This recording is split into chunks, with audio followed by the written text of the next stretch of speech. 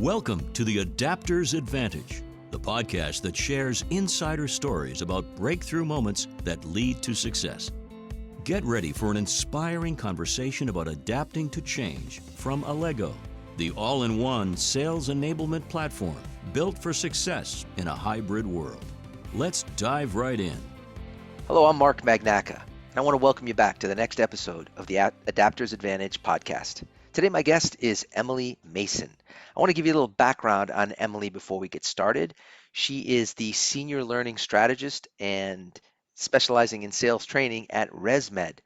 Emily has over 10 years of experience in the medtech, pharma, in both sales and sales trainings roles.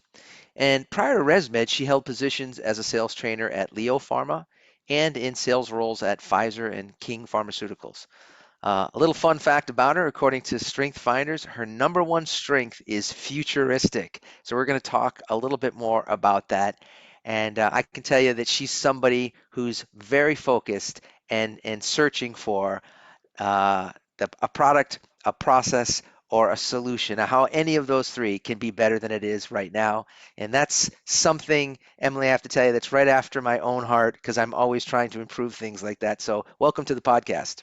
Well, thank you so much for having me, Mark. It's a pleasure to be here, and I'm sure we'll get to talk about very exciting things, as we always do. So let's jump right into it, Emily. I just mentioned all of these different things that you do as a senior learning strategist at ResMed. But when people ask you, so you're at ResMed, what do you do? What do you say? Yeah, I guess in short terms, if you're asking me from the outside looking in, my short answer is I support the sales team of both US and Canada for ResMed. And so I go end to end. We're a pretty lean and mighty team. So that means I cover everything from analyzing where's the issue lie with training, where's any of the gaps, designing, developing, implementing, and then to your point, what you said earlier, just constantly evaluating and just beating it over the head with the stick. Like, can we do it better? Is there ways to improve? How can we, of course, be futuristic? And I like to throw out some wild ideas just to get people's heads spinning, just for effect. Let's rewind the tape a little bit and just go back to the start of your career. Can you tell our listeners a little bit about your journey and who influenced you and really how you ended up in life sciences? Yeah, I would say that it was not a path where I said this is where I want to end up. I think life sometimes takes you places. And for me, a good motivator was I just didn't want to live in my parents' basement anymore, which I think most people can attest to. So I finished college. I couldn't find a teaching job. That was my aspiration. That was my dream. And so I took a bunch of odd jobs just to pay the bills, get insurance, do what I had to do to thrive. And in the interim, a friend of mine reached out to me and she said, "Hey, I'm about to get promoted. Why don't you come work for this pharmaceutical company as an inside sales rep? I think you'd be great at it." And I said, "Jen, I just don't think I'll be that person for you, talking to doctors, She's like, "It's essentially like teaching, just with people that have a higher education." I'm like, "All That's right." good. That's good. I'm like, "Yeah." So I said, "Let's do it." And so that was kind of my journey into the life science space, and spending a lot of my time, of course, in pharma, most recently in the med tech space. But it afforded me an opportunity to travel to different places, live in different places. I lived in Florida, now California. I called on a myriad of different types of medical disciplines, dermatology as of late, let's see, women's healthcare, pain doctors, general practitioners, you name it. So I got a good glimpse into the landscape of the healthcare world and what that patient journey looks like and some of the headaches that are part of it as well.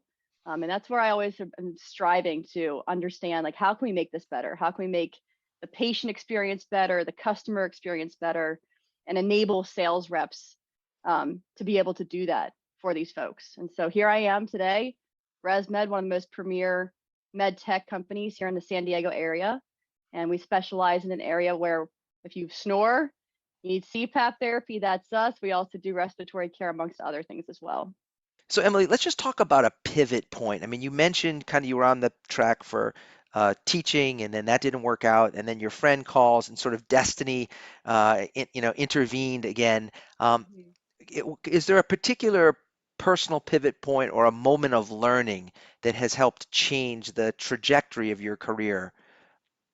I think it's just that general understanding of looking within inside yourself. I think so many times we think in a very linear pattern of how we want our life to be. And so when you come into college, you're like, I'm going to be an engineer. I'm going to do this. I'm going to do that.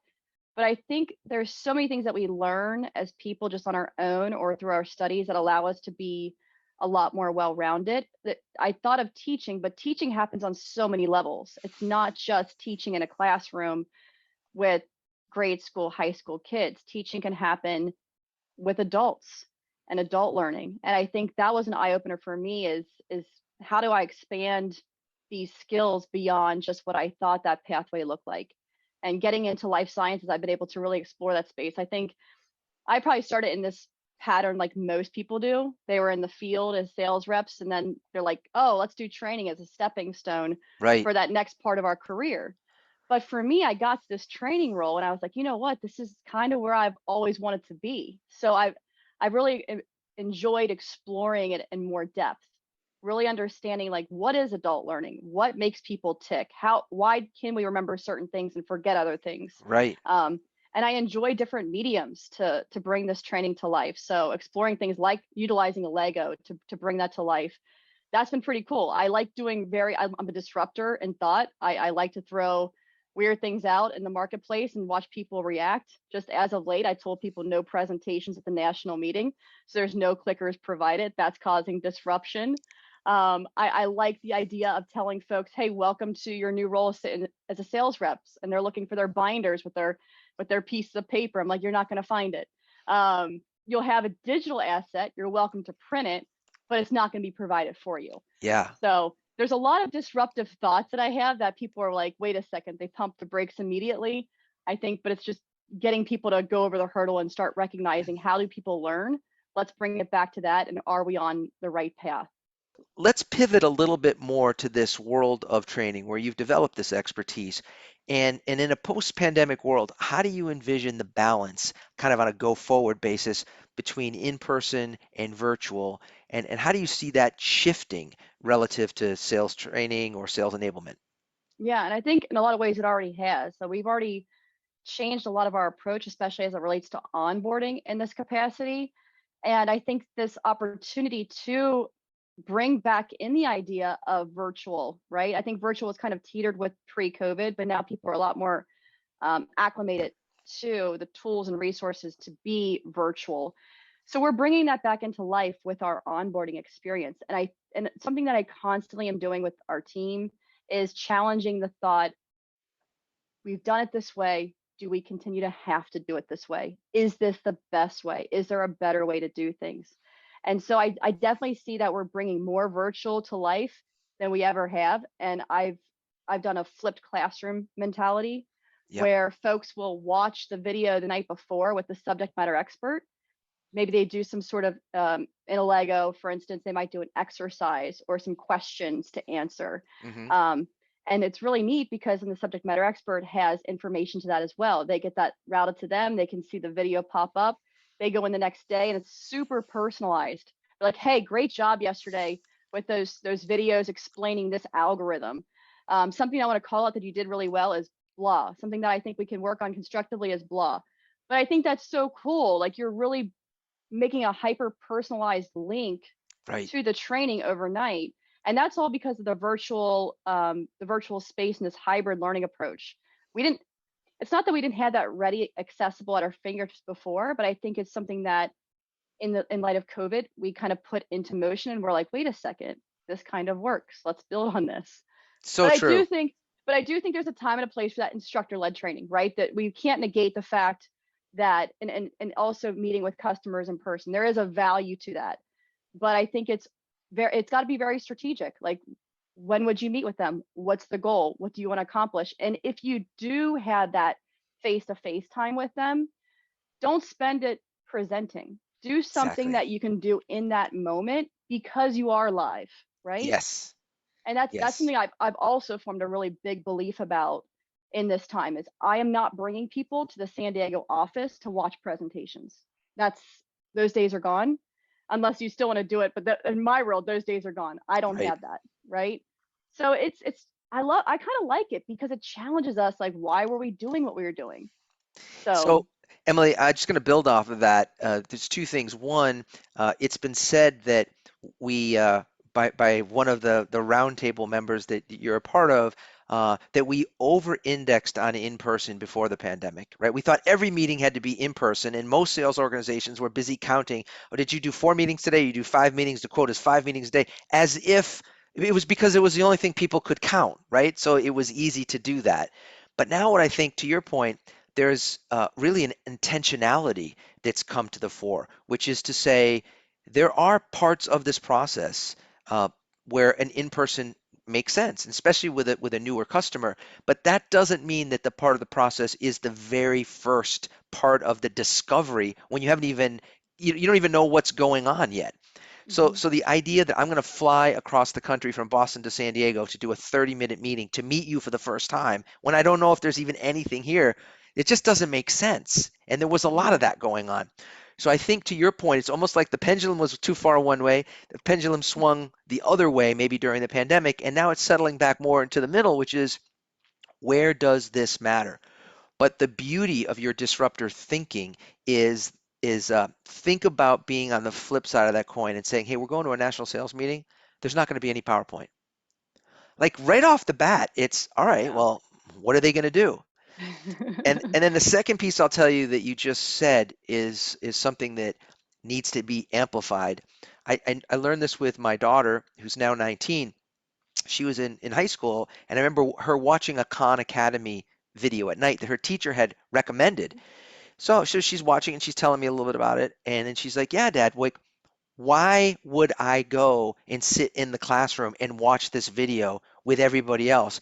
We're going to go into the classroom. We're going to talk about the video. And by the way, if you haven't watched the video, that's on you."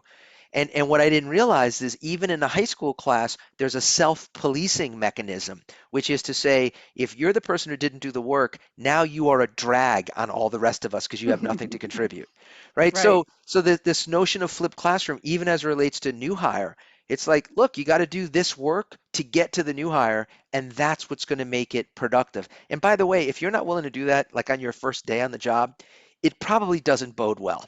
No, no. And I love to introduce this stuff to new people for a lot of reasons. I think when you're new to an organization, you're very receptive. So if you provide a tool for them early on, they grow acclimated to it, they understand it, which is a harder thing to do than introduce something later when you're more tenured, like, hey, try this out now. So I love to bring in any kind of new tools or ways to do it better, especially for the onboarding folks. They're very eager. They're a joy to deal with for that purpose. And the other thing I've done as well, it's not just, watching, videos and doing modules, but also kind of building out that experiential experience for them as well. So I can prompt them to do things like, hey, by the way, go home tonight and I want you to try the therapy on and then come back and tell me your 3 key takeaways with this. Or I want you to observe in the field with so and so, and what are 3 things you want to make sure you'll never forget to do when you do this, and It's report back. great. So you're doing a lot of, it's not, you're putting them in different environments and having them come back and have that self learner reflection, which adds that kind of stickiness to it as well. And you're pushing them along the continuum versus having another sales trainer who's tenured trying to pull them along because they're obviously busy with their day job. So this is really driven by the learner, but you're giving them the tools to feel like they have what they need to do it. So that's something that we've definitely started to implement as well to drive that continual learning on their own. So Emily, if I'm going to just to connect a dot on that one, if you go back in time, 100, certainly 200 years, you realize that from Roman times to roughly the early 1900s, the number one way young people learned to do anything was through an apprenticeship, right? Yep. That's just, I'll go back in history. You learn from someone else. And if you think about it, whether you were a butcher, a baker, or a candlestick maker as it goes, Hmm. right? What happened in that environment is by definition it was relevant learning. No matter what you were doing, if they said sweep the floor, if they said pump the fire, right? Whatever it was relevant because this is your profession, this is your trade, and you're learning from an expert, right? Yep. And so then we sort of somehow stuck in the academic classroom model, which for certain things, there are certain elements where that makes sense in a corporate arena, but more and more, I think what we're all realizing is not necessarily in sales. If you're going to be in the Mhm. classroom, let it be a dialogue or something interactive or something experiential.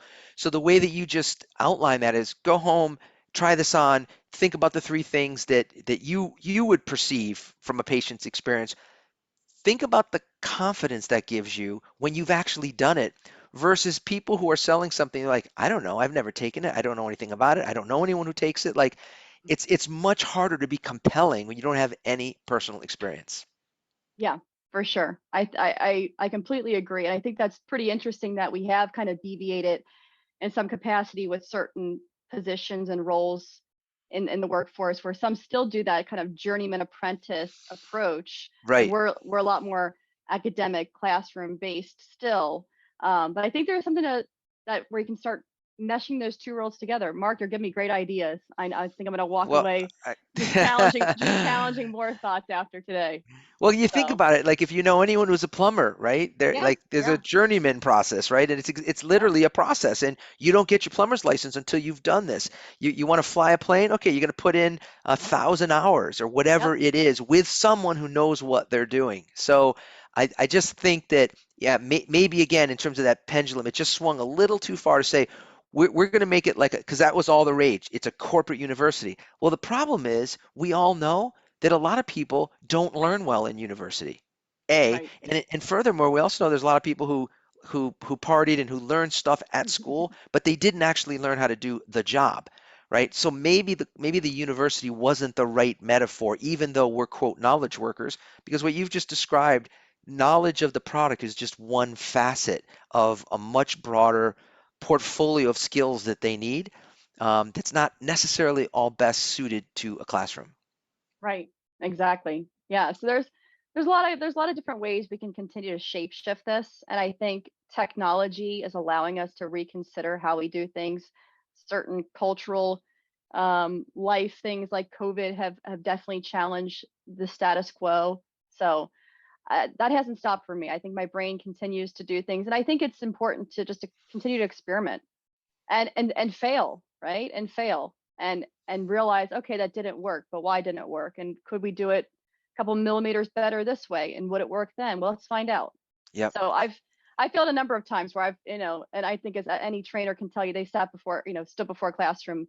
You're like, oh, this isn't going well, Right. and I'm not really sure how to get this back on track. Yeah, that's so funny because that's a perfect segue to what I want to talk to you about next. Because maybe the hardest form of communication, period. I mean, if you think about this at a hierarchy, you know that most people, according to the Book of Lists, the number one fear in the United States is public speaking, right? Death is number two, then you have public speaking. But what people don't realize is what's even just a little bit harder than public speaking is stand-up comedy. It's Oh, it's like yeah. really the hardest thing, even for people who think they're funny, right? To stand up and sort of bare your soul and find immediately that feedback that either they don't think you're funny, right? Mm. Or they Oh, love yeah. it. So, Yep. in the phrase, Emily, that laughter is the best medicine, given that you've had some exposure to improv and stand up, what have you learned from your experience on that path of stand up comedy and improv that relates to supporting sales organizations? Yeah, I would say failure sucks as a feeling, but it's probably the best gift to maneuver quickly Yeah. and to realign and to be successful. Um, I love stand up for the realness of it. You think you're funny, you got your material, you practice it, you know the punches or seemingly what you thought were punches, Right, right? right. And then you get up on stage and you pressure test this, and it's just real honest feedback. No one's sitting there like you can do it. It's not that kind That's of so environment. true. That is um a great point. and I think we live in a world that it's interesting. It's all in kind of how your psychology works. Like some people get like that motivation from that positivity, like you can do it. I'm not one of those people. I hate the sting of failure, but I love it so much more because it's truly the most honest way for me to get better. That's Right. the way I look at it. I don't know if it's for everybody, especially stand up. So if you're hearing me talk right now, maybe improv is more for you, because I do feel like improv is more of one of those I got your back kind of setups. So no one's Right. ever really going to fail in improv. It can really kind of collectively stink, right? Right. No doubt. But Right. you're in a group together, And by the way, and you're you're usually having fun, right? Even if the audience doesn't like it, you're having oh fun with the rest of the yeah, troupe. for sure. We may want to refund your ticket because we do feel bad for what you just had to witness. Right, right. But yeah, we ourselves are just having a great time for sure. What do you see as the biggest challenge facing sellers today? And this doesn't have to just be in med device or life sciences, but hmm in the aggregate, as you look around, what do you see as the biggest challenge? I think the biggest challenge for sellers is they need to find a way to clearly define their value to the customer. Why should a customer lean into you? When should a customer lean into you? And then you have to understand all the different dynamics of the channels that play out with a customer, because by the time a customer gets to you, you don't have to go end to end explaining things from 101. People come to you and they already have a great deal of knowledge. So how do you meet them where they are and drive value? I think about this experience a lot. Just recently, I bought this beach chair, and I thought I got target marketed for it. So right Mhm. there, great job on their behalf. Right. They found a way to infiltrate, know where I hang out socially Yep. online. They positioned it in the right colors, the right way, kind of I built a narrative for them. Like Of course. I can't imagine going to the beach without this chair. Like Totally. I'm like, Yeah. and I told myself in my head, I was like, the reason why I haven't gone to the beach in the past 3 months, even living close to the beach, is because I don't have this chair. How could you? How could I? But Right. I went end to end, and the entire experience was done virtually. Like they hooked me in virtually through a social channel.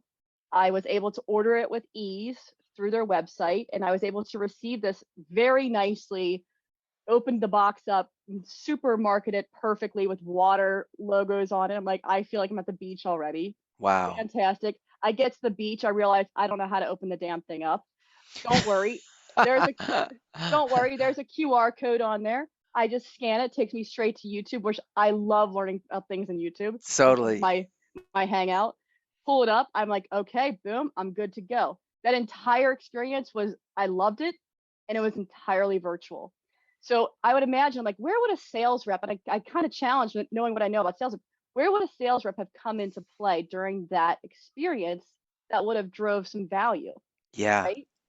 And I think that's something we have to challenge too. If we're getting to this place where there's so many different channels happening with a customer, where do you finish that channel? Are you aware of the customer experience and what they're having come at them from different angles, so you know how to leverage in a timely fashion? So let me pivot from that point, Emily, just in our last question or two here around your experience of deploying sales enablement technology to large sales forces.